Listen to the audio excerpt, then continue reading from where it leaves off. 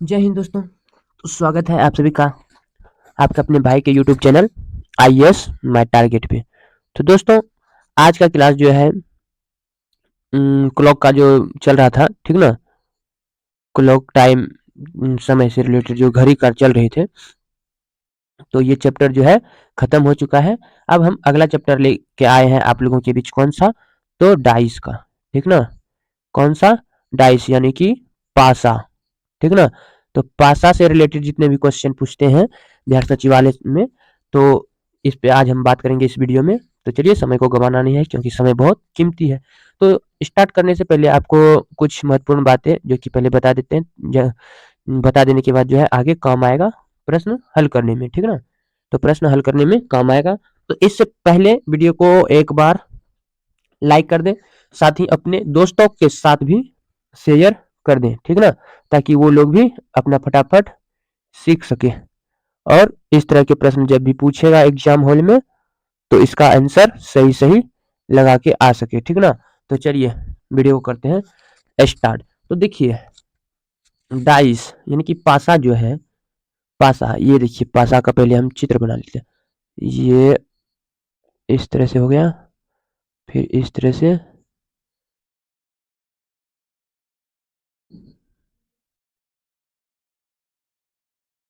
इस तरह से ये पासा हम बना लिए। और दूसरा भी पासा बना लेते हैं। ये पहला पासा बना लिए, दूसरा पासा इस तरह से बना लिए। ये अब देखिए, इसमें जो है लूडो का गिट्टी देखे हैं, छक्का जो खेलते हैं लूडो में, छक्का जो होता है 6 5 4 3 इस तरह से जो लिखे हुए रहते हैं, वही बना लीजिए, उसी को हम पासा कहते हैं, ठीक ना।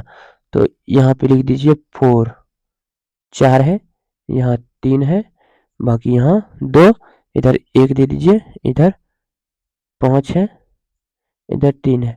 तो देखिए, अब हम आपको जो बताने जा रहे हैं, दो प्रकार का हम पासा बनाए हैं, यहाँ पे दो प्रकार की पासा का चित्र बना लिए। तो देखिए, हम यहाँ पे इसको जोड़ेंगे। ये देख रहे हैं दोनों, कितना है? 4 + 3 बराबर 7 हो गया। 4 + 3 7। तो ये कौन सा पासा हो गया? ऑर्डिनरी। कौन सा? ऑर्डिनरी हो गया, ठीक ना। ऑर्डिनरी हो गया। और इधर जोड़िएगा ये, तो 5 + 1 तो बराबर 6 हो जाएगा। यदि फिर से हम करेंगे 3 + 1 तो 4 हो जाएगा, 7 तो नहीं मिल रहा है। यदि हम फिर 5 + 3 करते हैं तो 8 हो जाएगा। 5 + 3 करें, सॉरी प्लस का चिन्ह देते हैं यहाँ पे, तो 5 + 3 करेंगे तो 8 हो जाएगा। तो हमको 7 तो मिला नहीं, तो इसलिए ये जो है कौन सा पासा हो जाएगा? स्टैंडर्ड, ठीक ना। ये स्टैंडर्ड पासा और ये ऑर्डिनरी, ये ऑर्डिनरी और ये स्टैंडर्ड पासा हो गए, ठीक ना। ये ऑर्डिनरी और ये स्टैंडर्ड पासा हो गए।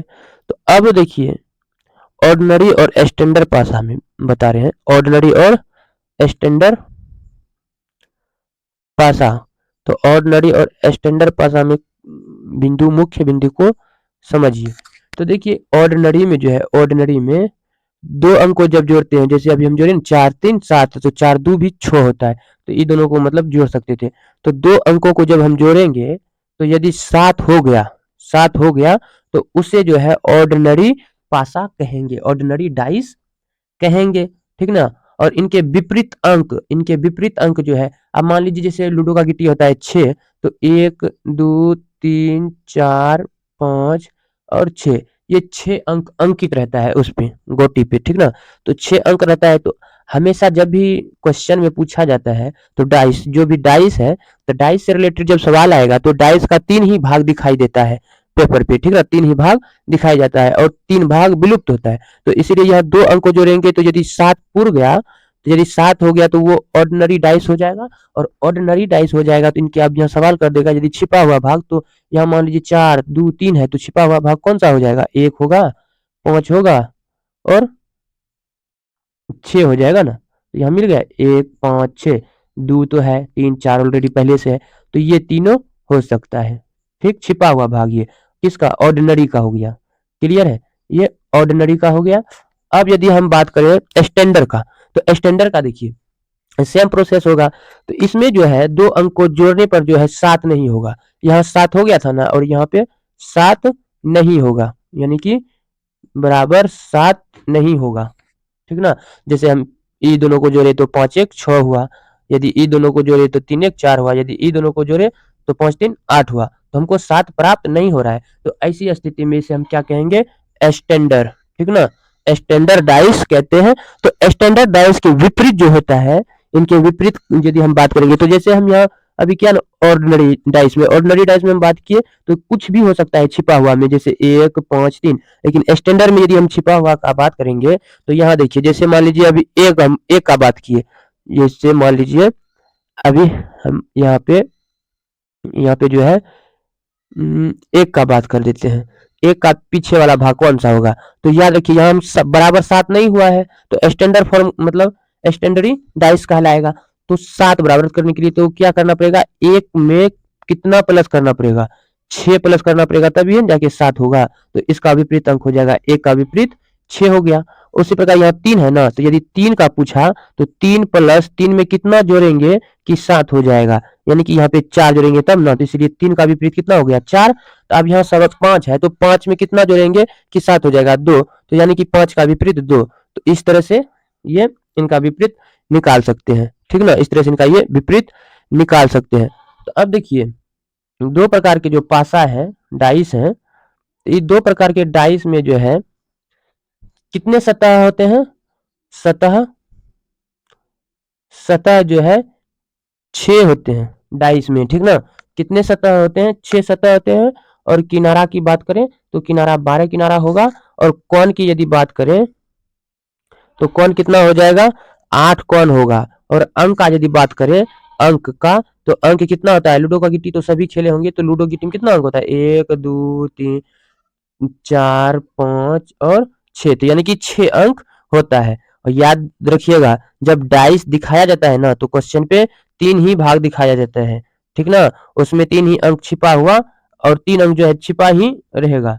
तो अब बताइए, एक सतह है, रुकिए यहाँ पे एक चित्र बनाते हैं, आपसे सवाल करेंगे और उनका आप जवाब दीजिएगा। तो जैसे मान लीजिए यहाँ पे डाइस बनाते हैं, ये डाइस बना दिए,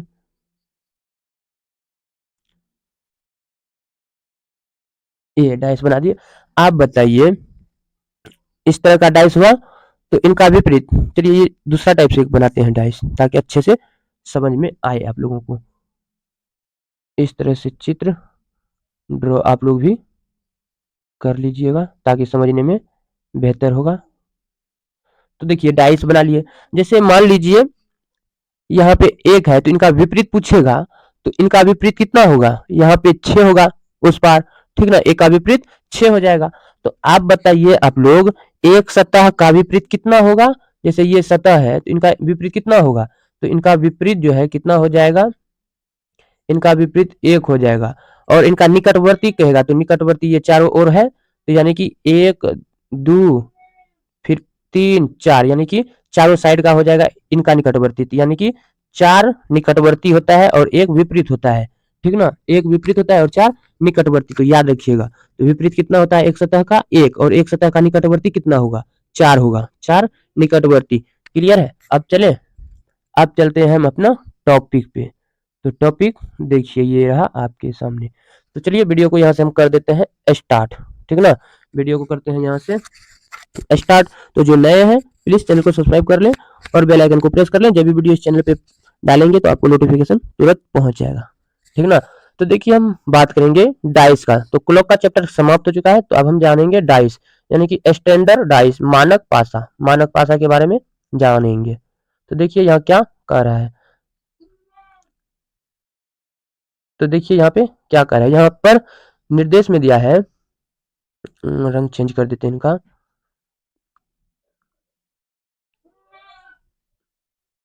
तो देखिए निर्देश में, यदि किसी पासा के किसी भी दो निकटवर्ती अंकों को जोड़ने से, वही बात कर रहा है जो अभी हम जस्ट समझाए हैं अभी तुरंत, जोड़ने से 7 ना हो तो मानक पासा कहलाएगा। हम अभी बताए थे कि जैसे पासा में था, कितना था? 2 था, 3 था, 1 था, सॉरी 2 था, 3 था, 5 था, इस तरह से कितना कितना 3 था ना। तो इस तरह से था, 3 पासा बना लिए थे। अब अंक को यदि 2 अंक को जोड़ते हैं तो 4 3 7, यानी कि वहां पे जो है 7 नहीं पूर रहा था। तो यदि 7 ना हो, यदि 7 ना हो तो उसे हम स्टैंडर्ड फॉर्म कहेंगे, यानी कि मानक पासा कहेंगे। यदि इसमें विपरीत अंक के बारे में पूछा जाए तो विपरीत अंकों का योग जो है 7 होगा। यदि इनका विपरीत अंक पूछेगा तो उनका जोड़ने के बाद जो है 7 पूर जाएगा, यानी कि उनका योग 7 होगा, वही इनका विपरीत हो जाएगा। क्लियर है, ये बात हम समझा चुके हैं ऊपर, ठीक है ना। तो अब देखिए एक प्रश्न है, इनको सॉल्व करना है। ठीक, तो देखिए सॉल्व कीजिए, ऊपर हम बताएं उसी के आधार पे सॉल्व होगा। तो प्रश्न देखिए क्या कह रहा है कि नीचे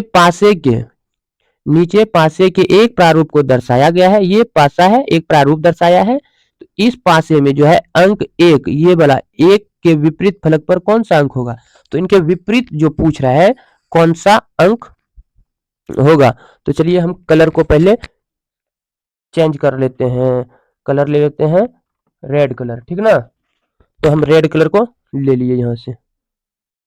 तो एक का विपरीत पूछ रहा है ना, तो एक का विपरीत पूछ रहा है। तो अब देखिए यहां सवाल, ऐसे 2 अंक को जोड़िए, 5 + 3 कितना हो जाएगा 8। फिर 2 अंक को जोड़िए, 1 + 3 कितना हो जाएगा 4।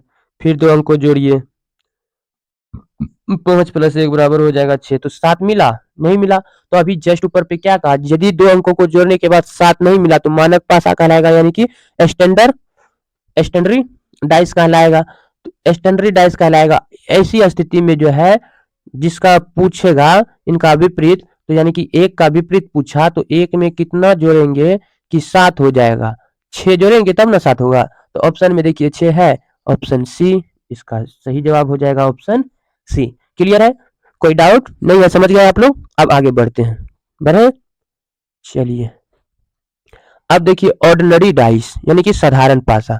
तब साधारण पासा के बारे में भी ऊपर अभी हम जिक्र कर दिए हैं, समझा दिए हैं आप लोगों को। कोई डाउट रहना नहीं चाहिए, यदि कहीं नहीं समझे तो कमेंट में पूछिए ताकि हम बताने का प्रयास करें। तो देखिए सवाल क्या है, ऑर्डिनरी डाइस के बारे में पहले समझाया गया है, ठीक ना। तो यदि किसी पासा में किसी 2 निकटवर्ती अंकों को जोड़ने से 7 हो, साधारण पासा कहलाता है। अब जैसे 2 अंकों को जोड़ेंगे यदि 7 हो जाएगा तो उसे जो है साधारण पासा कहेंगे, ठीक ना। तो उनको साधारण पासा कहेंगे, यानी कि ऑर्डिनरी डाइस कहलाता है। यदि इसमें विपरीत अंक के बारे में पूछा जाए और यदि ऐसी स्थिति में मान लीजिए ऑर्डिनरी डाइस में यदि पीछे वाला अंक के बारे में पूछा जाए तो छिपे हुए है ना, छिपे हुए अंकों में से कोई भी विपरीत अंक हो सकता है, कुछ भी हो सकता है छिपे हुए अंकों में। अब देखिए यहाँ उदाहरण समझाया है, नीचे पासे के एक प्रारूप को दर्शाया गया है।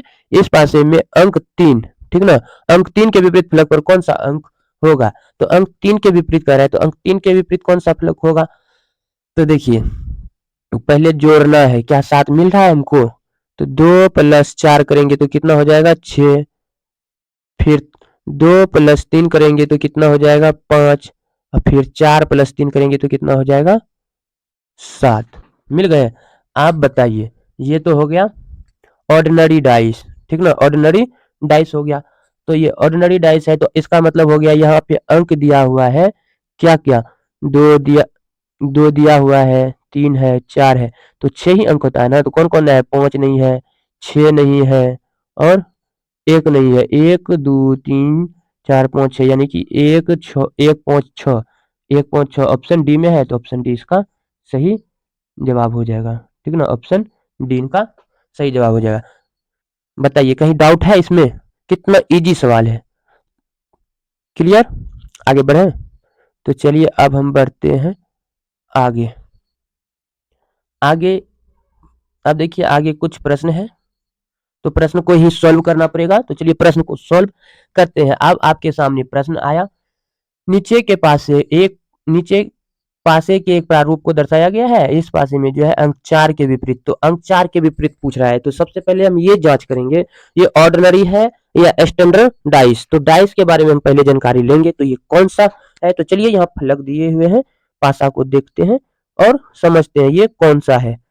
तो देखिए पासा में पहले जोड़िए, देखिए यहाँ पे 4 3 7 मिल रहा है। यदि 4 + 3 करेंगे तो 7 मिल जाएगा, यानी कि ऑर्डिनरी है। ये कौन सा है, ऑर्डिनरी। तो ऑर्डिनरी में वहां आगे जिक्र किया गया है, पीछे कुछ भी हो मतलब छिपा हुआ जो है इसका कुछ भी आंसर हो जाएगा। तो इसका मतलब इसका ऑप्शन डी राइट आंसर हो जाएगा। ऑप्शन डी क्लियर, समझ गए? ऑप्शन डी इसका सही जवाब हो जाएगा। आगे बढ़ते हैं। अब सवाल नंबर 4।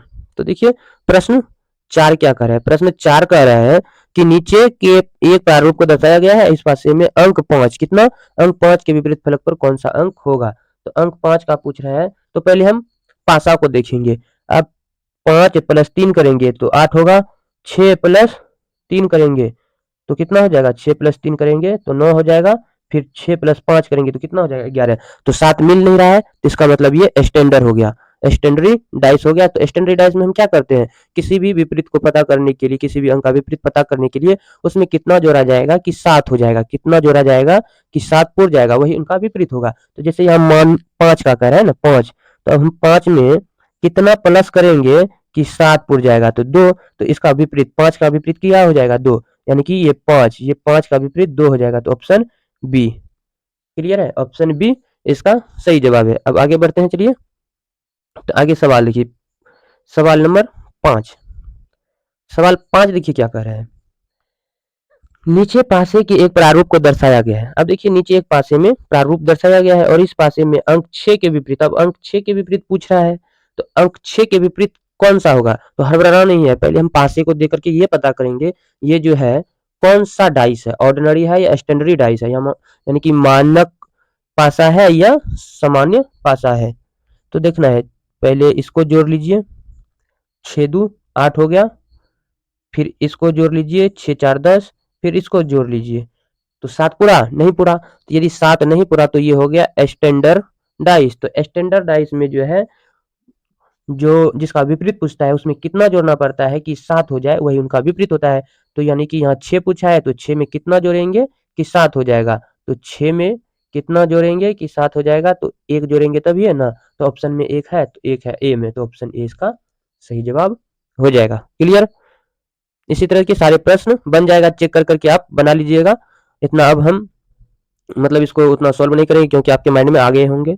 तो देखिए प्रश्न क्या कर रहा है। नीचे के पासे के एक प्रारूप को दर्शाया गया है, इस पासे में अंक 2 के विपरीत। अब 2 के विपरीत पूछा है तो पहले हम देखना है ऑर्डिनरी है या स्टैंडर्ड। तो देखिए ऑर्डिनरी 6 1 7, तो यानी कि ये ऑर्डिनरी है, तो इसका मतलब ऑप्शन डी हो जाएगा, यानी कि कुछ भी हो ऑप्शन डी ही हो जाएगा। प्रश्न 6 क्लियर है। अब प्रश्न 7 पे चलते हैं। प्रश्न 7 देखिए क्या कर रहा है। प्रश्न 7 कह रहा है नीचे के पासे एक नीचे पासे के एक प्रारूप को दर्शाया गया है, इस पासे में अंक 3 के विपरीत। तो अंक 3 के विपरीत कह रहा है तो पहले हमको ये पता करना है ऑर्डिनरी है या स्टैंडर्ड है। तो देखिए 6 3 9 5 3 8 6 5 11 नहीं है, यानी कि स्टैंडर्ड है। तो 3 में कितना जोड़ेंगे कि 7 हो जाएगा, 4 जोड़ेंगे तभी 7 होगा। तो इसका मतलब ऑप्शन बी इसका सही जवाब हो गया, ऑप्शन बी क्लियर है। अब 8 नंबर प्रश्न। प्रश्न 8 में देखिए क्या कह रहा है। प्रश्न 8 में कह रहा है, प्रश्न 8 यहाँ भी है, मतलब यहाँ पे चलते हैं। प्रश्न 8, तो देखिए प्रश्न 8 क्या कह रहे हैं। प्रश्न 8 कह रहा है नीचे पासे के एक प्रारूप दर्शाया गया है, इस पासे में कितना 4 का विपरीत। तो 4 का विपरीत जानना है, तो पहले ये पता करना है कौन सा ये है। तो ये ऑर्डिनरी है, 4 3 7 मिल गया, तो इसका मतलब ऑर्डिनरी, स्टैंडर्ड नहीं है ऑर्डिनरी। तो ऑर्डिनरी में जो है 3 छिपा रहेगा, तो 3 ये है, तो ऑप्शन सी हो जाएगा इसका, ऑर्डिनरी है ना। स्टैंडर्ड रहेगा तब ना, तो 4 में हम कितना जोड़ेंगे कि 7 हो जाएगा। तो 4 में कितना जोड़ेंगे कि 7 हो जाएगा, ये होता ये स्टैंडर्डी में होता है। लेकिन ऑर्डिनरी में जो है इनके पीछे छिपा हुआ कुछ भी होगा तो वही होगा। तो इसका मतलब इसके पीछे 1 6 2 यही ना होगा, तो इसमें से कोई एक आंसर हो जाएगा। तो इसलिए ऑप्शन सी इसका सही जवाब है। क्लियर है, कोई डाउट? कोई डाउट हो तो कमेंट सेक्शन में आप पूछ सकते हैं। तो चलिए सवाल नंबर 9। तो 9 नंबर सवाल देखिए क्या कह रहा है। नीचे के पास से एक प्रारूप को दर्शाया गया है, इस पासे में 9 6 के विपरीत। तो 6 के विपरीत है तो पहले ये देखना है स्टैंडर्ड है या ऑर्डिनरी। 6 2 8 5 2 7, यानी कि ऑर्डिनरी। तो कुछ भी हो जाएगा, ऑप्शन डी।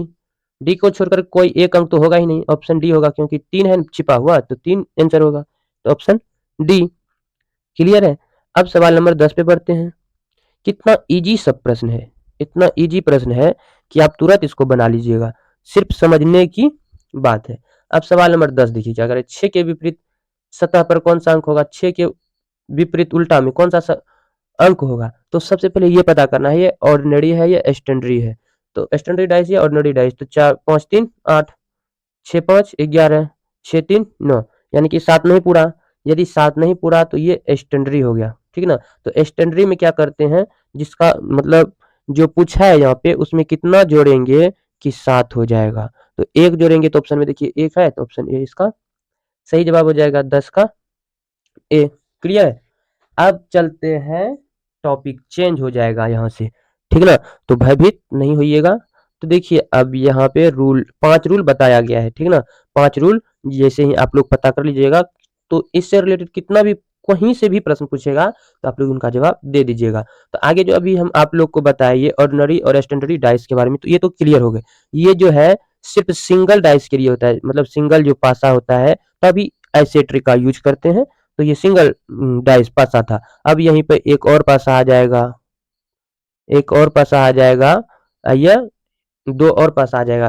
तो ये उस जगह ऐसा फार्मूला यूज नहीं करेंगे, ये सिर्फ सिंगल अब तक जो हम यूज करते आए, तो ये स्ट्रगल जो कर रहे थे ये सिंगल डाइस के लिए कर रहे थे। अब जो काम करेंगे वो अलग, पहले उसके लिए 5 रूल को पढ़ना पड़ेगा, उसके बाद आगे क्वेश्चन बनेगा, ठीक है ना। तो रूल, पहला रूल देखिए क्या कर रहा है। तो देखिए पहला रूल जानना है, एक सतह की 4 निकटवर्ती और एक विपरीत सतह होता है। जैसा कि पहले हम बताए थे, जैसे ये सतह है ना, तो इसका जो है एक जो है विपरीत होगा, जैसे एक का विपरीत 6 हो गया, तो और इनका 4 जो है चारों तरफ से निकटवर्ती मतलब सटा हुआ, इनका ये निकट हो गया, इनका ये निकट हो गया, निकट इधर निकट, यानी कि 3 से जो सटा हुआ है ये निकटवर्ती कहलाएगा। क्लियर है। 3 छोड़िए 4 से भी जो भी सटा हुआ है ऐसे सब निकटवर्ती होगा, ये भी निकटवर्ती निकटवर्ती है। मतलब निकटवर्ती कितने हैं, 4 और एक विपरीत सतह होते हैं। रूल 1 में ऐसा कहा गया है, ठीक ना। तो यहाँ पे देखिए आप क्या कर रहे हैं, नीचे एक पासे के 3 प्रारूपों को दर्शाया गया है। इस पासे में अंक 3 के विपरीत, तो अब इस पासे में जो है अंक 3 के विपरीत कौन सा शब्द होगा ये जानना है, ठीक ना। तो अब यहाँ पे ये ध्यान दीजिए कि तीनों में कॉमन कौन सा है, ये कॉमन है तो इसको अलग कर लीजिए, कर लिए। अब बताइए इसमें कौन कौन कॉमन है, इसमें कौन कौन कॉमन है, ये तो यानी कि अब यहाँ पे हम लिख सकते हैं ना, एक को लिख लीजिए, फिर 2 को लिख लीजिए, ठीक।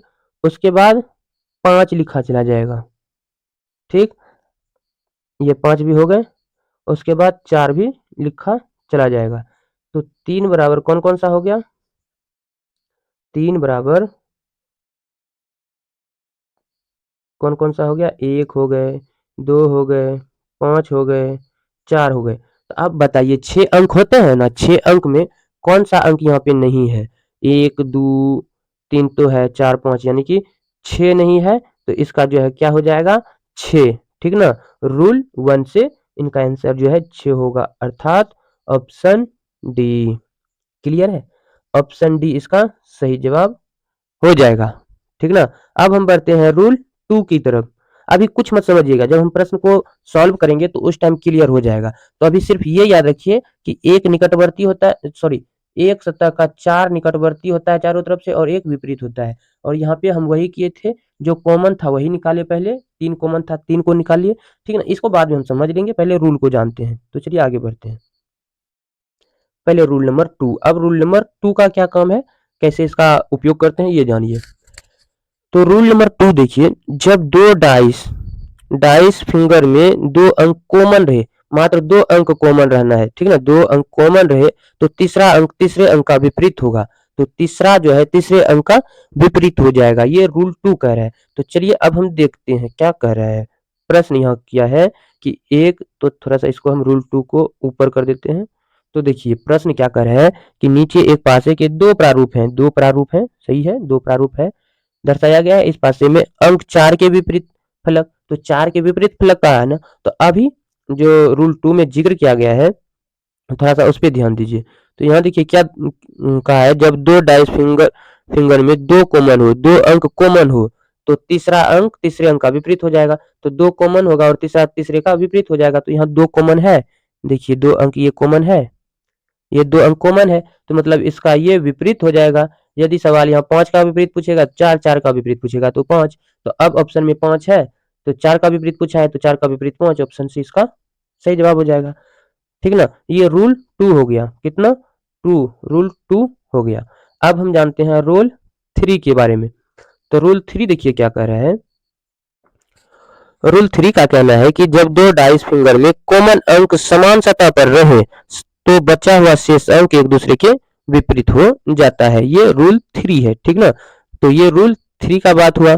जबकि दो डाइस फिंगर में कॉमन अंक समान सतह पर, मतलब एक ही सतह पर रहता है, एक ही जगह पर रहे तो बचा हुआ शेष अंक जो है एक दूसरे के विपरीत हो जाएगा। तो चलिए इनका प्रश्न जो है किस तरह से सॉल्व होगा, यहाँ देखिए ये प्रश्न है रूल 3 से रिलेटेड, ठीक ना। रूल 3 से रिलेटेड ये प्रश्न है। तो प्रश्न क्या है, प्रश्न है कि नीचे एक पासे के दो प्रारूप को दर्शाया गया है। इस पासे में अंक 3 के विपरीत पूछ रहा है ना, अंक 3 के विपरीत, अंक 3 के विपरीत फलक पर कौन सा अंक होगा। तो देखिए दो सतह समान सतह है ना, ये और ये, तो ये दोनों समान सतह हो गया, ठीक ना। ये दोनों समान सतह हो गया। अब उसके बाद यहाँ पे बोल रहा है दोनों सतह समान हो गया। उसके बाद आगे क्या कहा,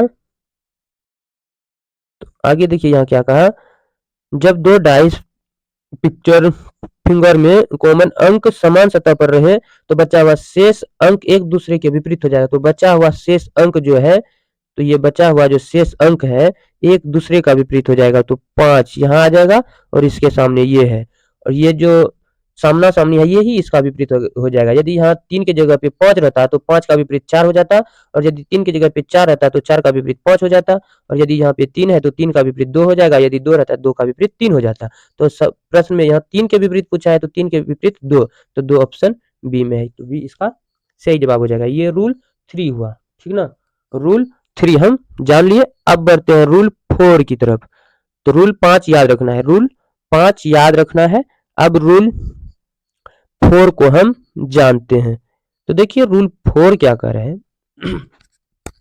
रूल 4 कह रहा है कि जब दो डाइस, जब दो पासा है फिंगर में कॉमन अंक अलग अलग सतह पर रहे तो कॉमन अंक से शुरू करके क्लॉकवाइज, क्लॉकवाइज घड़ी वाले में अभी हम इससे पहले जो चैप्टर खत्म हुआ है क्लॉक, तो क्लॉकवाइज, क्लॉक वाले में पढ़े है ना, इस तरह से क्लॉक घूमता है ना, घड़ी सुई जो है यहाँ से जैसे स्टार्ट हुआ तो ऐसे घूमता है ना, एंटी क्लॉक नहीं घूमता है। एंटी क्लॉक का मतलब होता है इधर से ऐसे घूमना, ठीक ना। तो एंटी क्लॉक नहीं जाना है, एंटी क्लॉक नहीं तो क्लॉकवाइज। तो घड़ी क्लॉकवाइज, तो क्लॉकवाइज लिखा जाता है। फिर जो अंक जिस अंक के सामने होगा वह उसके विपरीत हो जाएगा, ठीक ना। तो वह उसके विपरीत हो जाएगा, ये रूल 4 है। तो रूल 4 के मुताबिक प्रश्न कह रहा है नीचे एक पासे के दो प्रारूप को दर्शाया गया है। इस पासे में अंक 5 के विपरीत, तो अंक 5 के विपरीत, तो रूल क्या कहा, क्लॉकवाइज। तो अंक 5 पे तो कॉमन देखना है कौन सा है इसमें, 3 कॉमन है दोनों में, तो क्लॉकवाइज अब चलना है, ठीक ना। एंटी क्लॉक नहीं क्लॉकवाइज चलना है। एंटी क्लॉक का मतलब होता है ऐसे उल्टा, और क्लॉकवाइज मतलब इस तरह से ऐसे चलेगा, ठीक ना। यहाँ से ये ऐसे प्रारंभ हो जाएगा। तो 1 ये वाला ले लिए। 1 का जो 3 है इसका कौन कौन सा हो गया, 1 का 3 कॉमन है तो 3 के बाद देखिए 1 का 3 कोमो फिर ये वाला आएगा क्योंकि ऐसे एंटी क्लॉक हुआ है ना, फिर 2 कोमो फिर ये 1 आ जाएगा, ठीक। उसके बाद ये पासा 2 का, इसमें देखिए यहाँ शुरू करेंगे 3 आ गया कोमो, फिर ये 5 आ गया कोमो, फिर ये 4 आ गए। आप बताइए उसके बाद क्या कहा, जिसके सामने जो होगा वही उनका विपरीत अंक कहलाएगा। तो अब बताइए ये 3 3 तो हो गए, ये 5 हो गए, ये 1 हो गए 4 का, तो 2 का विपरीत 5, 1 का विपरीत 4। तो सवाल क्या कहा है, 5 का विपरीत, तो 5 का विपरीत 2 होगा। तो ऑप्शन में 2 खोजिए है, तो ऑप्शन में 2 है, तो इसका मतलब ऑप्शन ए इसका सही जवाब हो जाएगा। तो ये रूल 4 था, ठीक ना। ये रूल कितना था, तो 4, ये रूल 4। अब हम आगे बढ़ते हैं रूल 5 के बारे में, रूल 5वां हम पढ़ेंगे। तो चलिए रूल 5वां देखिए, रूल 5वां क्या कह रहा है। तो दोस्तों रूल 5वां जो कह रहा है, जब दो डाइस फिंगर में कोई कॉमन ना रहे, कॉमन कह रहा है यहाँ पे नहीं रहे, तो सभी एक दूसरे का विपरीत होगा। यदि कॉमन ना रहेगा तो क्या होगा, एक दूसरे का सभी विपरीत हो जाएगा। कॉमन ना रहेगा तो एक दूसरे का विपरीत, यानी कि ये सीधा सीधी हो जाएगा। जैसे मान लीजिए एक ये ऊपर वाला सतह हो गया, ये 3 का ये 6 हो गया, 2 का 5 हो गया, इस तरह से सीधा सीधी हो जाएगा। यदि कॉमन ना रहेगा तब, यदि कॉमन रहेगा तो रूल दूसरा लागू हो जाएगा, ठीक ना। यदि कॉमन एक भी पांचवा में नहीं रहा तो रूल पांचवा लागू होगा। क्लियर है। तो अब रूल पांचवा लगेगा। तो अब सवाल देखिए क्या कर रहा है, नीचे एक पासे के दो प्रारूप को दर्शाया गया है, इस पासे में अंक एक के विपरीत। तो अंक एक के विपरीत कौन सा है, ये 4 है। तो ऑप्शन में देखिए 4 है, तो ऑप्शन 4 इसका सही जवाब हो जाएगा। क्लियर है। तो हम अभी 5 रूल पढ़ चुके हैं। तो पांचों रूल पढ़े, कौन कौन। पहला रूल हो गया कौन सा, निकटवर्ती का, ठीक ना।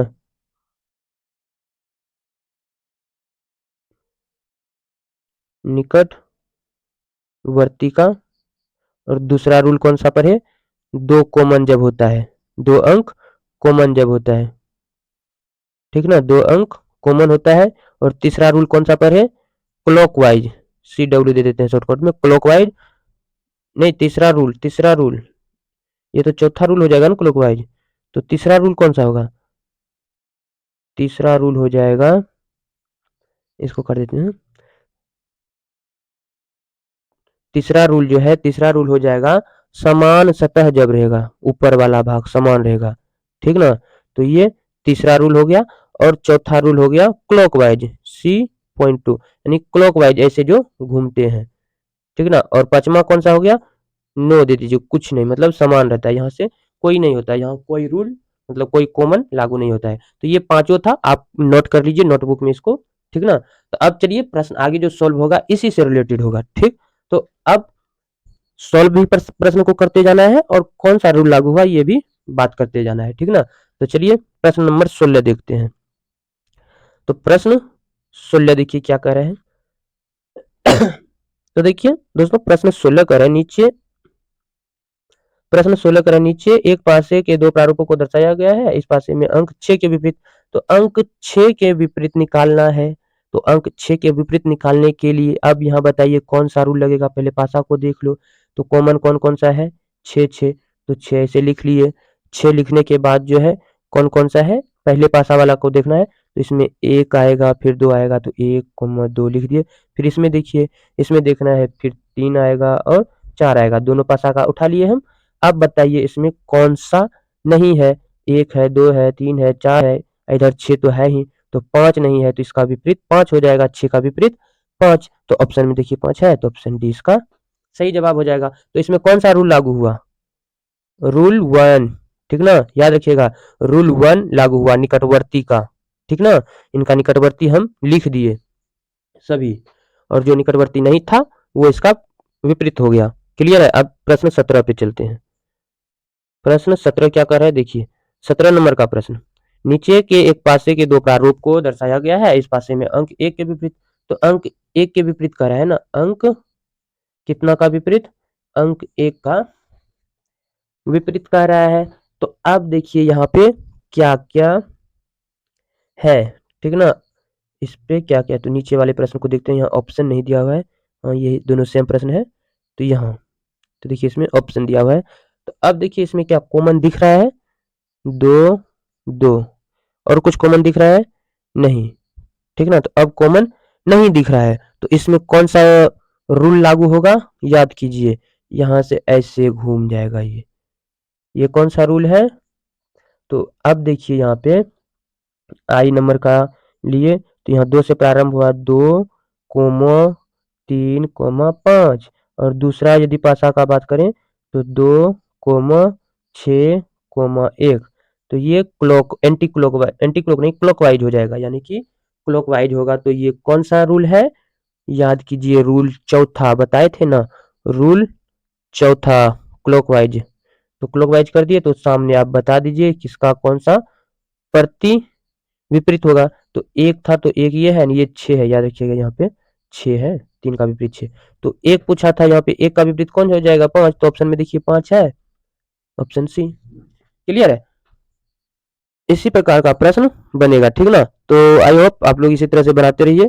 वीडियो को यहीं पे खत्म करते हैं, ज्यादा लंबा ना हो जाए। मिलते हैं अगले वीडियो में, कल के वीडियो में इसी टॉपिक के साथ, इसी को आगे हम समझाएंगे अच्छा से, ठीक ना। तो जो नए हैं प्लीज चैनल को सब्सक्राइब कर दें, और इसका जो नोट्स है आपको इस वीडियो का जो डिस्क्रिप्शन बॉक्स है उसमें लिंक दे दिए हैं, व्हाट्सएप ग्रुप पे इसका नोट्स मिल जाता है वीडियो बनने से पहले, ठीक ना। तो नोट्स आप देख लीजिएगा और वहाँ से आप नोट्स बनाते रहिएगा। ये रीजनिंग का है। उसके बाद मैथ का भी क्लास बहुत जल्द लेकर के आएंगे आप लोगों के बीच। चलो तो चलिए, यदि वीडियो अच्छा लगा तो लाइक कर दें, साथ ही अपने दोस्तों के साथ भी शेयर कर दें और अपना प्यार बनाए रखें अपने भाई के साथ। चलिए बाय बाय, गुड नाइट।